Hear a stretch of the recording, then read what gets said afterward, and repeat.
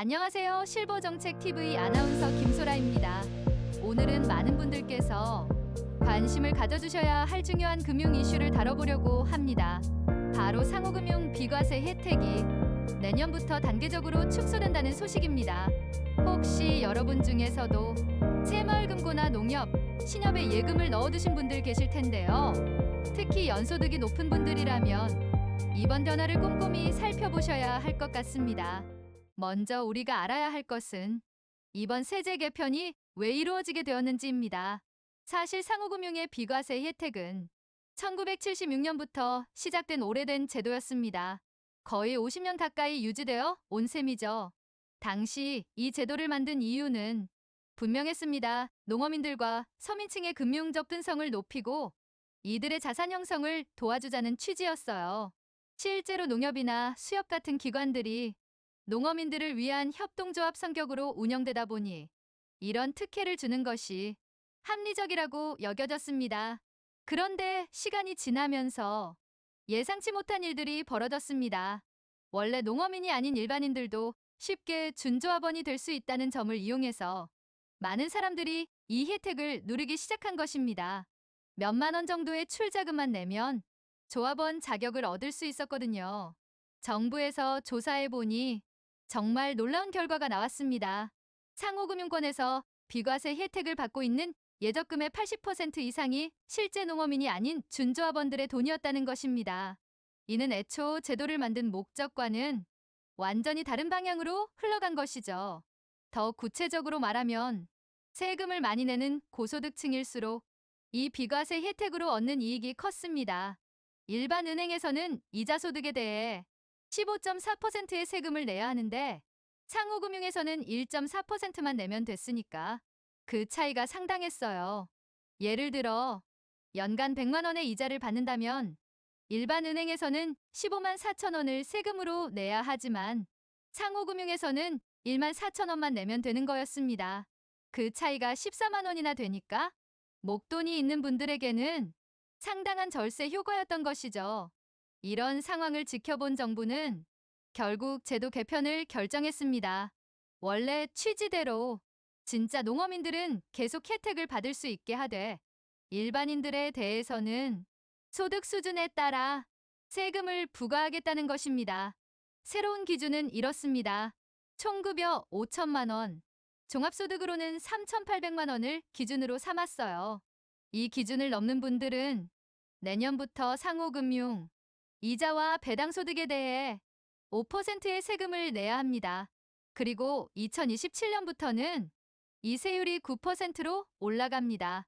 연봉 5천만 원이라는 기준을 보면 이는 우리나라 평균 소득보다 상당히 높은 수준입니다. 즉, 정부는 정말로 고소득층에게만 세금을 부과하겠다는 것이죠. 여전히 일반 은행의 15.4%보다는 낮지만 기존 1.4%와 비교하면 상당한 변화인 것은 분명합니다. 그럼 실제로 어느 정도 영향이 있을까요? 간단한 계산을 해보겠습니다. 연봉 6천만 원인 분이 상호금융에 2천만 원을 연 3.5% 금리로 넣어뒀다고 가정해봅시다.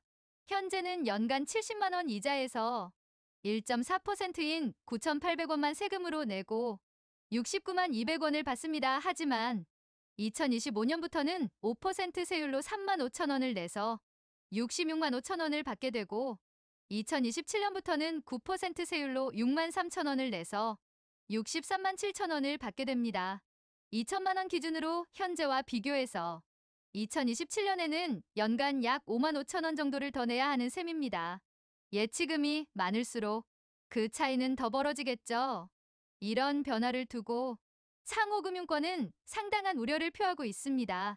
그동안 비과세 혜택이 주요 경쟁력 중 하나였는데 이것이 약화되면 고객들이 다른 금융기관으로 옮겨갈 수 있다는 걱정 때문입니다. 실제로 저축은행이나 일부 시중은행들도 상호금융과 비슷한 수준의 금리를 제공하고 있거든요. 게다가 오는 9월부터는 예금자 보호 한도가 5천만 원에서 1억 원으로 늘어나면서 상호금융만의 차별화 요소가 줄어들 수 있다는 분석도 나오고 있습니다. 하지만 모든 상황이 부정적이기만 한 것은 아닙니다. 상호금융권도 나름의 대응책을 마련하고 있어요. 우선 예금자 보호 한도 상향을 적극 활용할 계획이고 지역 밀착형 서비스나 다양한 부대 서비스를 통해 경쟁력을 유지하려고 하고 있습니다. 또한 진짜 농어민들에게는 기존 혜택이 그대로 유지되기 때문에 상호금융권 본연의 역할은 계속될 수 있을 것으로 보입니다. 그럼 일반 이용자들은 어떻게 대응해야 할까요? 우선 본인의 소득이 기준에 해당하는지 확인해 보셔야 합니다.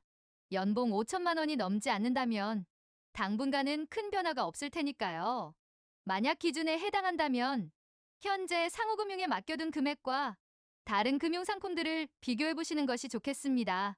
세후 실제 수익률을 계산해서 어느 쪽이 더 유리한지 따져봐야죠. 다행히 2027년까지는 시간이 있으니 급하게 결정할 필요는 없습니다. 올해와 내년 상황을 지켜보면서 점진적으로 대응 방안을 마련해도 늦지 않을 것 같아요. 마지막으로 이번 제도 변화를 어떻게 바라봐야 할지에 대해 말씀드리고 싶습니다. 49년간 지속되어 온 혜택이 사라진다는 점에서는 아쉬울 수 있지만 제도 본래의 취지를 되살린다는 측면에서는 의미가 있다고 생각합니다. 무엇보다 진짜 농어민들과 소득이 낮은 분들은 계속 혜택을 받을 수 있고 상대적으로 여유가 있는 분들이 조금 더 세금을 내게 되는 것이니까 사회적 형평성 차원에서도 긍정적으로 볼 수 있을 것 같습니다. 변화는 항상 적응 기간이 필요합니다. 이번 기회에 본인의 재정 상황을 다시 한번 점검해 보시고 가장 합리적인 선택이 무엇인지 신중하게 판단해 보시기 바랍니다. 앞으로도 생활에 필요한 정보를 빠르게 전달해 드리겠습니다. 구독과 좋아요, 알림 설정까지 부탁드리겠습니다. 이상 실버정책TV 아나운서 김소라였습니다. 감사합니다.